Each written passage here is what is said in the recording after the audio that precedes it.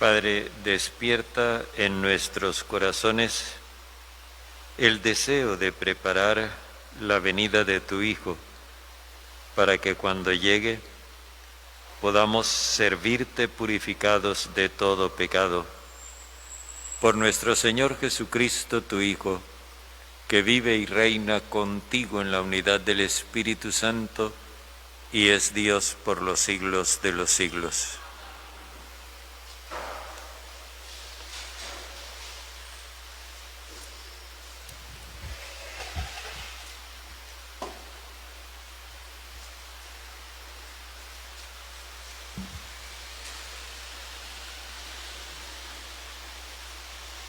Lectura del libro de Isaías. Yo, el Señor tu Dios, te agarro de la diestra y te digo, no temas. Yo mismo te auxilio, no temas, gusanito de Jacob. Oruga de Israel, yo mismo te auxilio. Oráculo del Señor, tu Redentor es el Santo de Israel. Mira, te convierto en trillo aguzado, nuevo dentado. Trillarás los montes y los triturarás. Harás paja de las colinas. Los aventarás y el viento los arrebatará, el vendaval los dispersará. Y tú te alegrarás con el Señor, te gloriarás del Santo de Israel. Los pobres y los indigentes buscan agua y no la hay. Su lengua está reseca de sed. Yo, el Señor, les responderé. Yo, el Dios de Israel, no los abandonaré. Alumbraré ríos en cumbres peladas, en medio de las vaguadas manantiales. Transformaré el desierto en estanque y el yermo en fuentes de agua. Pondré en el desierto cedros, y acacias y mirtos y olivos. Plantaré en la estepa cipreses y olmos y alerces juntos, para que vean y conozcan, reflexionen y aprendan de una vez que la mano del Señor lo ha hecho, que el Santo de Israel lo ha creado.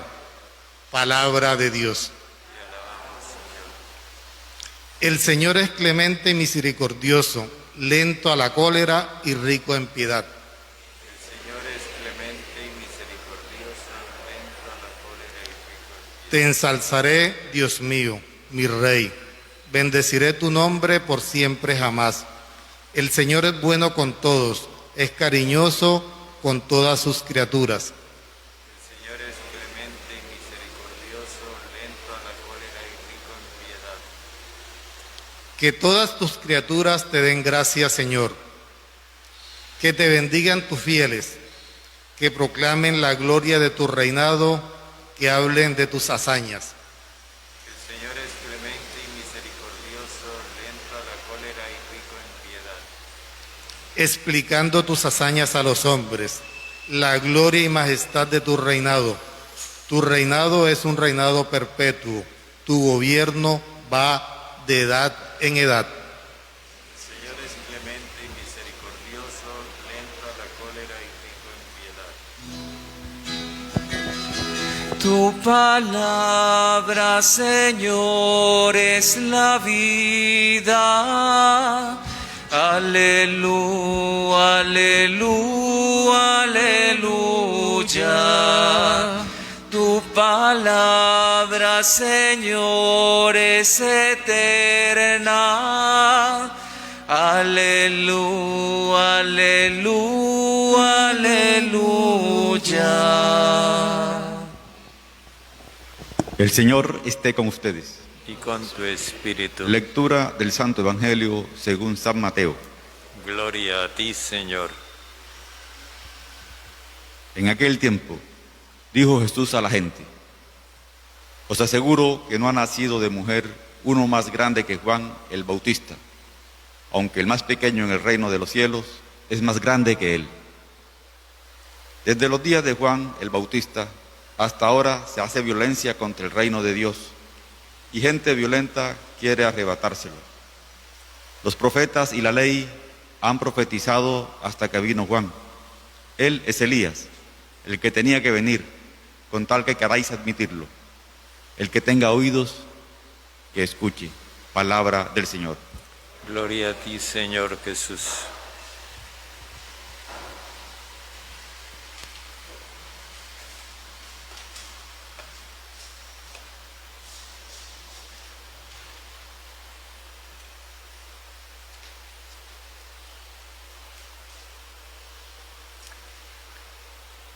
En esta dinámica del anuncio de una promesa y la verificación de su cumplimiento, hoy nos encontramos con una promesa que para poderla ver cumplida se necesita mirar bien y hacer una decisión de fe. Porque sucede que nosotros podemos entender la promesa de Dios de una manera como incompleta o de una forma deteriorada, deformada. Y entonces estamos esperando algo que no va a ocurrir. Y en cambio, lo que sí ocurre carece de importancia para nosotros. Vemos que Dios se refiere al pueblo de Israel que está cautivo en Babilonia y le dice: yo soy tu Redentor. Tu Redentor significa tu liberador. La palabra Redentor es una traducción como floja para lo que expresa la palabra que se usa en hebreo.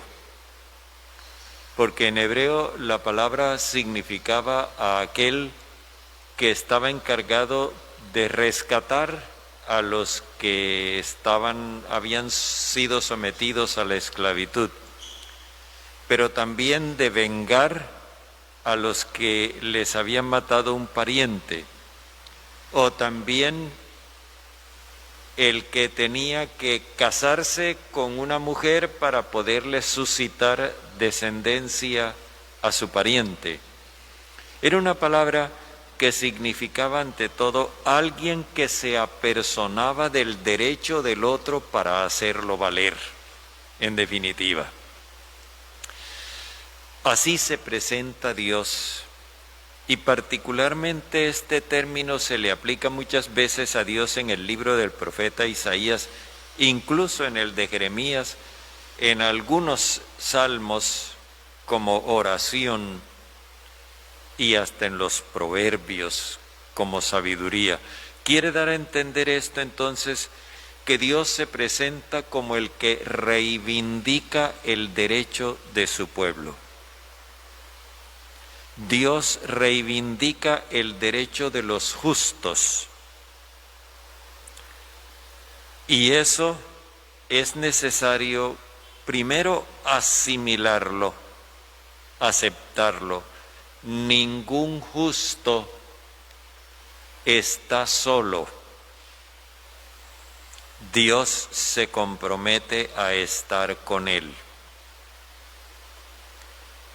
Pero además de asimilarlo, es necesario comprenderlo. Porque si nosotros no lo comprendemos bien, jamás entenderemos la muerte de Jesús en la cruz. Y jamás entenderemos ciertos acontecimientos que parece que fueran a contrapelo con esa afirmación. La promesa de Dios es: yo estaré contigo, yo defenderé tu derecho, yo estoy de tu parte. Pero claro, eso tiene una condición. Y la condición es la confianza en el Señor, y por la confianza en el Señor entonces hacer lo que Él dice. El profeta anuncia esta promesa con una cantidad de imágenes que muestran el cambio de una realidad a otra. Cuando dice, por ejemplo, yo te convierto en trillo aguzado, nuevo, dentado, trillarás los montes y los triturarás. Se refiere a que en los montes se practicaba la idolatría. Ahora, aquel que está respaldado por el Señor sabe que el Señor lo capacita para imponerse sobre la idolatría. Pero luego habla de que los pobres y los indigentes buscan agua y no la hay. Ahora, cuando escuchábamos la profecía, recordaba que hace 2 días en la Bolsa de Valores de Nueva York se cotizó el agua como se cotiza el petróleo, lo que indica que ya vamos hacia una cierta carestía programada de agua. Y el Señor promete: yo alumbraré ríos en cumbres peladas, en medio de vaguadas alumbraré manantiales, transformaré el desierto en estanque y el yermo en fuentes de agua. Es decir, lo contrario. Donde hay la escasez del agua, Dios la va a poner en abundancia. Pero nuevamente volvemos a la misma realidad. Hay que confiar en el Señor y hacer lo que Él nos dice. Nosotros nos preguntamos, por ejemplo, ¿por qué ya se prevé la escasez del agua?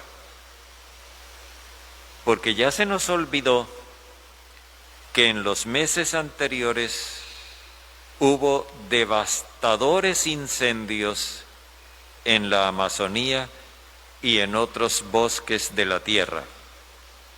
Estamos acabando con los páramos para conseguir oro. Estamos acabando con los bosques para sembrar marihuana o cocaína. Y eso está produciendo toda esta cantidad de trastornos climáticos que hacen tanto daño. Pero no es Dios el que está haciendo esas cosas. No fue que a Dios un día se le ocurrió: voy a mandar el huracán Iota para que arrase a su paso con todo lo que hay. Ese huracán fue invento nuestro, de nuestras codicias. La promesa del Señor se cumple de una manera tal que aparentemente no ha pasado nada. Yo les aseguro que no ha nacido de mujer uno más grande que Juan Bautista, aunque el más pequeño en el reino de los cielos es más grande que él. La promesa comienza cumpliéndose con una exigencia de justicia. Juan Bautista es el más grande de los nacidos de mujer porque es el que viene anunciando 2 cosas que las vamos a ver muy claramente el próximo domingo. Primero, que Dios está a favor de la vida. Y segundo, que nosotros necesitamos ponernos a favor de la vida para que las promesas de Dios se cumplan entre nosotros. Pero Juan Bautista se encontró con una realidad. Mientras el anuncio del reinado de Dios era profecía, era eso, promesa, anuncio. Todo el mundo quería que eso se cumpliera. Cuando vino Juan e hizo ver que para que se cumpliera la promesa era necesaria la colaboración de nosotros, y que esa colaboración consiste en que cada uno se decida a ser justo con su prójimo, y que así es como se le prepara el camino al Señor para que venga a reinar. Hasta ahí llegó el entusiasmo por el reinado de Dios, porque lo que querían era un reinado de Dios que viniera a confirmar a cada uno en sus privilegios y en sus intereses, no importara quien quedara excluido. Y cuando Juan vino a decir eso, dice Jesús, la ley y los profetas profetizaron hasta Juan, pero cuando vino Juan, los violentos quisieron arrebatar el reinado de Dios. En vez de que reinara Dios, comenzaron a decir, no, eso no nos sirve, mejor reinemos nosotros. Y por eso decapitaron a Juan. Porque el hombre no quiere el reinado de Dios, sino el reinado del dinero, el reinado de sus intereses egoístas, todas esas cosas.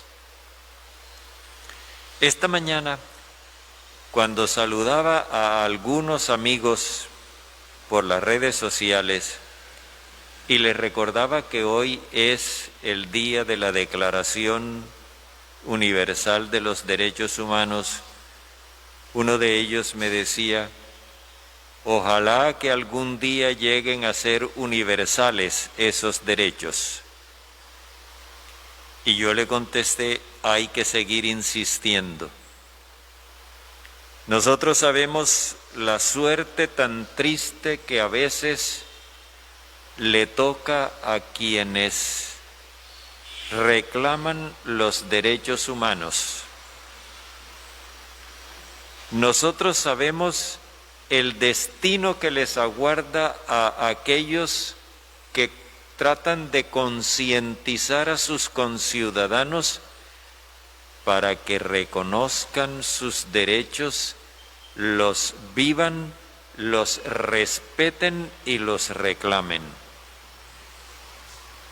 Lamentablemente, como dijo una vez el Papa Juan Pablo II, es triste y doloroso que en Colombia se mate a los que reclaman los derechos de sus hermanos. Por eso la promesa de Dios ha tardado tanto en cumplirse. Jesús dice, Juan Bautista es el Elías que se había prometido, con tal que ustedes quieran admitirlo. Ahí es donde está la clave, en que nosotros queramos admitir que la promesa de Dios se cumple en la medida en que se acepta ese reclamo de justicia que hizo Juan el Bautista.